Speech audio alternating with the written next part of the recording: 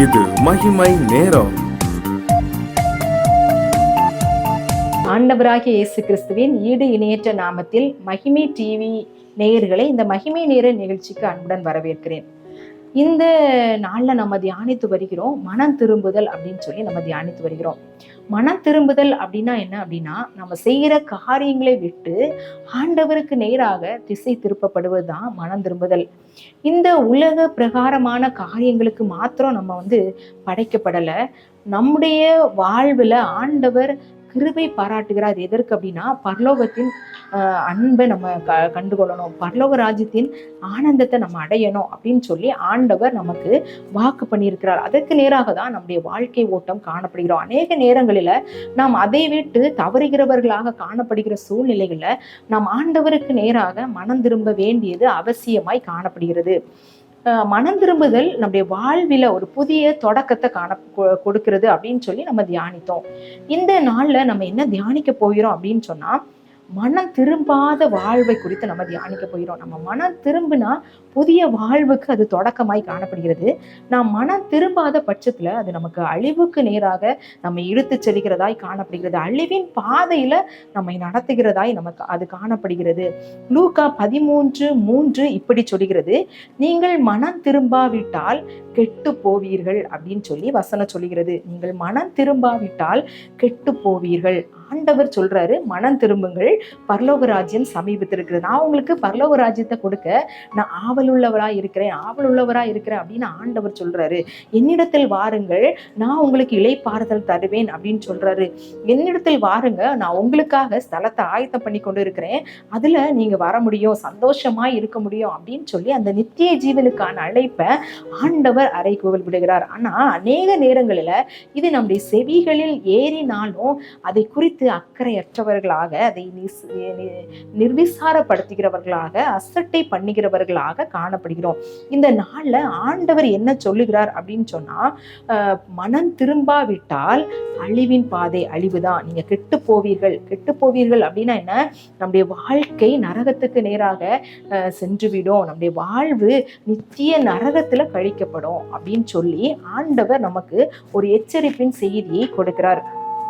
நம்ம அநேக நேரத்துல என்ன நினைப்போம் அப்படின்னா, மனம் திரும்புதெல்லாம் எதுக்கு, அது ஒரு தேவையில்லாத காரியம், ஆண்டவரிடத்துல நான் ஆசீர்வாதங்களை பெற்றுக்கொள்கிறேன், அவரிடத்துல நான் ஜெபிக்கிறேன், அவர் எனக்கு காரியங்களை வாய்க்க பண்ணுகிறார், அது எனக்கு போதும் அப்படின்னு சொல்லி நம்ம அநேக நேரங்களில இந்த உலக பிரகாரமான காரியங்கள் நமக்கு கிடைத்த உடனே அதுல நம்ம சாட்டிஸ்ஃபேக்ஷன் ஆனவர்களாக, திருப்தி உள்ளவர்களாக நம்ம வாழுகிறோம். நித்தியத்துக்குரிய காரியங்களை குறித்து சிந்திக்காதவர்களாக இருக்கிறதுனாலதான் இப்படிப்பட்ட காரியங்களை நம்ம பேசுறது தேவையில்லாதது.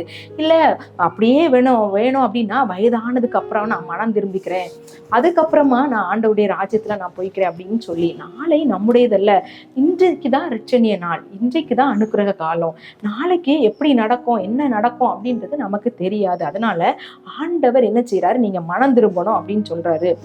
மனம் திரும்பாம நம்ம இருக்கிறது என்ன அப்படின்னா, ஆண்டவருடைய கிருபையை நிராகரிக்கிறோம், ஆண்டவருடைய இரக்கத்தை நம்ம நிராகரிக்கிறோம் அப்படின்றதுதான்.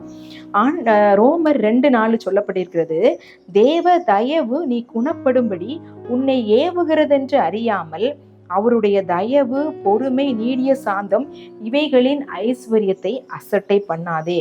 அவர் நம்மை குணப்படுத்துகிறவர். நம் மனம் திரும்பும் போது நம்ம எல்லாவற்றிலும் நம்முடைய பாவங்களிலிருந்து நம்ம விலக்கி விடுவிக்கிறவர், நம்முடைய கஷ்டங்களிலிருந்து விடுதலை தருகிறவர், எல்லாவற்றிலும் நம்மை குணப்படுத்துகிற தேவன். தேவ தயவு அதற்காகத்தான் இருக்கு. ஆனா அதை நம்ம என்ன செய்யறோம், அசட்டை பண்ணுகிறவர்களாய் நம்ம காணப்படுகிறோம். ஆண்டவர் மனம் திரும்புங்கள் என்று அழைக்கிறார், நம்ம அதை அசட்டை பண்ணுகிறோம். நம்ம மனம் திரும்பல அப்படின்னா ஆண்டவரை நாம் ஆண்டவரை அசட்டை பண்ணுகிறோம் அப்படின்றதுதான். ஆண்டவரின் இரக்கம் நம்ம என்ன செய்யும், ரட்சிக்கும். நாம் மனம் திரும்பும் போது அது நமக்கு ரட்சிப்பை உண்டாக்கும் அப்படின்றதுதான். ஆனா மனம் திரும்பாத பட்சத்துல நமக்கு நம்முடைய காரியங்கள் அழிவுக்கு நேரானதாய் கொண்டு செல்லும் அப்படின்றத நம்ம சிந்தையில வைக்க வேண்டியது நம்முடைய கடமையாய் காணப்படுகிறது. இந்த யூதாசை குறித்து நம்ம பார்க்கும்போது, ஆண்டவரோடு வாழ்ந்தவன், ஆண்டவருடைய சீஷன், அநேக காரியங்களை அவருடைய ஊழியத்துல செய்தவன், அநேக ஊழியத்துல அவன் பங்கு பெற்றவன். ஆனா அவன் என்ன செய்தான், ஆண்டவரை காட்டி கொடுத்தான். காட்டி கொடுத்ததுக்கு அப்புறமா ஆண்டவரை சிலுவையில் அறைந்த உடனே ஐயோ குற்றமில்லாத இரத்தத்தை நான் காட்டி கொடுத்துட்டேனே அப்படின்னு சொல்லி அவன் மனஸ்தாபப்பட்டான், மனது நொந்தவனாய் காணப்பட்டான், மன வருத்தம் அடைந்தான். ஆனா அந்த மன வருத்தம் அவனை மனம் திரும்புதலுக்கு ஏதுவானதாய் கொண்டு வரல. அவன் என்ன செய்யறான், மத்தேயு 27:3-5 வரை சொல்லப்பட்டிருக்குது, அவனுடைய வெள்ளிக்காசை கொண்டு கொடுத்துட்டு அந்த 30 வெள்ளிக்காசை கொடுத்து குற்றமில்லாத இரத்தத்தை காட்டி கொடுத்தேன் அப்படின்னு சொன்னோடனே உண்பாடு அப்படின்னு அந்த பிரதான ஆசாரிகள் சொன்ன உடனே அவன் என்ன செய்யான், தன்னுடைய உயிரை மாய்த்து கொண்டான். அவன் அழிவுக்கு நேரான காரியங்களை செய்து கொண்டான். அவன் ரட்சிக்கப்படவில்லை. அவனுடைய வாழ்வு நித்திய நரகத்துக்காக பங்கு பெறது போல ஆய்விட்டது. அவன் நித்திய நரகத்துக்கு சென்று விட்டான். ஆண்டவருடைய காரியங்களில் நாம் செய்கிற தவறான காரியங்கள் நம்ம மனஸ்தாபப்படும் போது அந்த மனஸ்தாபம் நம்ம துக்கப்படுறோம், இந்த காரியத்தை நம்ம செஞ்சிட்டோம் தவறுதான் அப்படின்னு நம்ம துக்கப்படும் போது அதை நம்ம ரட்சிப்புக்கு ஏதுவானதாக மாற்றணும், மனம் திரும்புதலுக்கு ஏதுவானதாக மாற்றணும். 2 கொரிந்தியர் 7:10 சொல்லப்பட்டிருக்கிறது, தேவனுக்கு ஏற்ற துக்கம் ரட்சிப்புக்கு ஏதுவான மனம் திரும்புதலுக்கு கொண்டாகிறது. ஆனால் லௌகீகத்துக்கு துக்கம் என்ன செய்யுது, மரணத்துக்கு அது நம்மை வழிவகுக்கிறது. அப்போ நம்முடைய துக்கம், நம்ம மனஸ்தாபம் ஆண்டவருடைய காரியங்கள்ல அவரை நோக்கி சாருகிறவர்களாக அவரிடத்தில் திரும்புகிறதாக நம்ம இருக்கணும். நம்ம மனம் திரும்ப வேண்டியதின் அவசியம் இதுனா, மனம் திரும்பல அப்படின்னா நாம் அழிக்கப்படுவோம், நாம் நித்திய நரகத்துக்கு பங்காளிகள் ஆவோம் அப்படின்றத நம்ம சிந்தையில் கொள்ள வேண்டும். அடுத்ததாக இந்த ஐஸ்வர்யவான் லாசரு அந்த சம்பவத்தை நம்ம பார்க்கும்போது, இந்த உலகத்துல வாழும்போது ஐஸ்வர்யவான் சம்பரணமாய் வாழ்ந்தான். ஆனா அவனுடைய மரணத்திற்கு பின்பதாக அவன் என்ன செய்தான், அவன் நரகத்துல இருந்து எனக்கு தண்ணி வேணும் அப்படின்னு சொல்லி அவன் கதறுகிறவனாய் வேதனைப்படுகிறவனாய் காணப்படுகிறான். எபிரேயர் 10:26-27 இப்படி சொல்லப்பட்டிருக்குது, மனப்பூர்வமாய் அவங்க ஒருத்தங்க பாவம் செய்யறாங்க, பாவம் செய்கிறேன் அப்படின்னு தெரிஞ்சு நான் அதை விட்டு விடாம மீண்டுமா அந்த பாவத்தை நான் செய்கிறேன் அப்படின்னு சொன்னா அதற்கு செலுத்த வேறு வழி எதுவும் இல்லை. அந்த நியாய தீர்ப்பு நாள்ல அவங்க பயப்பட்டு கோபாக்கினைக்குள்ளாவார்கள். ஆண்டவருடைய கோபாக்கினை நம் மேல் வரும் அப்படின்றத நம்ம நினைவில் கொள்ள வேண்டும். அதனால நம்முடைய காரியங்கள், நம்முடைய பாவமான காரியங்கள், நான் பெரிய பாவம்லாம் எதுவும் செய்யலை அப்படின்னு சொல்லி நிறைய நேரத்துல நினைப்போம். ஆண்டவருடைய பார்வையில பெரிய பாவம் சின்ன பாவம் எதுவும் இல்லை அருமையானவர்களே. எல்லாம் ஆண்டவர் ஒரே மாதிரி தான் பார்க்கிறார். நாம் தான் இது சின்ன பாவம் இது பெரிய பாவம் அப்படின்னு சொல்லி நம்ம வேறு பிரித்து வைத்துக் கொண்டிருக்கிறோம். ஆனா ஆண்டவருடைய பார்வையில ஒரு சின்ன காரியமானாலும் சின்ன பொய்யானாலும் அது அவருடைய பார்வையில அது பாவம் தான். நம்ம அந்த பாவத்தை விட்டு மனம் திரும்ப வேண்டும். நிறைய நேரங்களில் கொடுமையான காரியங்களை மற்றவர்களுக்கு செய்கிறோம், நாம் அதை குறித்து அக்கறை அற்றவர்களாய் காணப்படுகிறோம், அதை நம்ம மனம் திரும்ப உணர்வற்றவர்களாய் காணப்படுகிறோம். ஒருவேளை அதை சிந்திக்கும் போது கூட அதை செய்யணும் அப்படின்னு தோணலை அப்படின்னா நாம் நரகத்துக்கு பங்காளிகள் ஆவோம் அப்படின்றதுல எந்த விதமான சந்தேகம் இல்லை.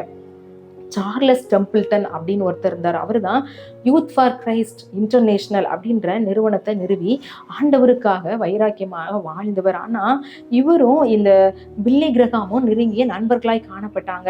இந்த சார்லஸ் டெம்பிள்டன் ஒரு குறிப்பிட்ட நாள் அவர் ஆண்டவரை விட்டு விலகி ஆண்டவரை மறந்து அவர் நாத்திகனாய் மாறி வாழ்ந்தார். இந்த பில்லி கிரகாம் நம்பி கொண்டிருந்தார், எப்படியாவது அவர் ஆண்டவருக்கு நேராக வருவார் அப்படின்னு சொன்னா. ஆனா அவங்க 2 பேரும் நண்பர்களாக தான் இருந்தாங்க. ஆனா கடைசி நாள்ல அவர் என்ன சொல்லியிருக்காரு அப்படின்னா, இந்த சார்லஸ் டெம்பிள்டன், இயேசு மிகவும் அற்புதமானவர், ஆனா நான் மனம் திரும்புவதற்கான வாய்ப்பை நான் இழந்து விட்டேன் அப்படின்னு சொல்லி. ஒருவேளை அநேக நேரங்களில் மனம் திரும்பணும் அப்படின்னு சொல்லி நம்ம நினைத்து கொண்டிருக்கிறோம். இந்த ஒரு காரியத்தை செய்துட்டு இந்த ஒரு காரியம் முடித்ததற்கு என்பதாக நான் ஆண்டவருக்காய் வாழுவேன் அப்படின்னு சொல்றீங்களா? இன்றைய ரட்சணினால் நாளை நம்முடையதல்ல. நம்ம பாவத்திலே இருந்து நம்ம மனம் திரும்பாம நம்ம வாழ்ந்தோம் அப்படின்னா அது நம்முடைய வாழ்க்கை மிகவும் ஆபத்தானதாய் கொண்டு சென்று விடும். நிறைய நேரங்கள்ல இந்த உலக பிரகாரமான ஆசீர்வாதமாய் காணப்பட்டாலும் இப்படிப்பட்ட ஆசீர்வாதங்கள் நித்தியத்துக்கு நேராக நம்மை வழி நடத்தாது அப்படின்றத நம்ம நினைவில் கொள்ள வேண்டும். நம்ம யூதாசை போல நம்முடைய வாழ்க்கை வருத்தத்துல முடிந்து விடக்கூடாது. இந்த ஐஸ்வர்யாவனை போல நம்முடைய வாழ்க்கை வருத்தத்துல அழிவுக்கு நேராக சென்று விடக்கூடாது. இந்த சார்லஸ் டெம்பிள்டன் போல நம்ம ஆண்டவரை மறுதலித்து ஒருவேளை வாழ்ந்தோம் அப்படின்னா மீண்டுமாய் நம்ம ஆண்டவருக்கு நேராக வரக்கூடிய காலை ஆண்டவர் சொல்றாரு, இன்றி நீங்க மனம் திரும்புங்க அப்படின்னு சொல்லி உங்களை பார்த்து அழைக்கிறார். ஆண்டவரத்துல ஒப்பு கொடுத்து மனம் திரும்பாத வாழ்வு அழிவுக்கு நேராதனாய் கொண்டு செல்லும். அதனால நம்ம மனம் திரும்புவோம். ஆண்டவரிடத்துல இந்த மனம் திரும்புதலுக்காக நம்ம ஜெபிக்கலாம். எங்களை அதிகமாய் நேசிக்கிற எங்கள் அன்பின் கர்த்தாவே, இந்த நல்ல நாளுக்காக உமக்கு நன்றி செலுத்துகிறோம். மனம் திரும்பாத பட்சத்தில் ஆண்டவரே, நாங்கள் அழிவுக்கு நேரான பாதையில, அழிவின் பாதையில செல்லுகிறவர்களா இருக்கிறோம் அப்படின்னு சொல்லி யூதாசுடைய வாழ்க்கையின் மூலமாகவும் ஆண்டவரே, அந்த ஐஸ்வர்யாவுடைய வாழ்க்கையின் மூலமாக எங்களுக்கு கற்றுக் கொடுத்தீங்க.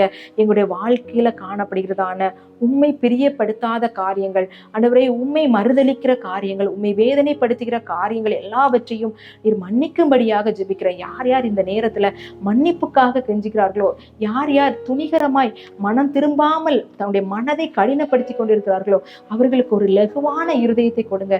மனம் திரும்புதலுக்கு ஏதுவான துக்கம் அவர்களுக்கு உண்டாகும்படியாய் ஜெபிக்கிறேன். ஆண்டவரே, தேவனுக்கு ஏற்ற துக்கம் ரட்சிப்புக்கு ஏதுவான மனம் திரும்புதலை உண்டாக்கும். அதே போல் அந்த மனம் திரும்புதலுக்கு ஏதுவான ரட்சிப்பு உண்டாகும்படியாக அவருடைய இருதயத்தை திசை திருப்பும்படியாக ஜெபிக்கிற. மனம் திரும்பாமல் அழிவுக்கு சென்று விடாதபடி ஒவ்வொரு ஆத்துமாவையும் நீர் காத்துக்கொள்ளுங்க. உடைய நாம மாத்திரம் மகிமைப்படட்டும். நீர் பெருக, நாங்கள் சிறுக. இயேசுவின் மூலம் ஜெபம் கேளும் நல்ல பிதாவே, ஆமேன்.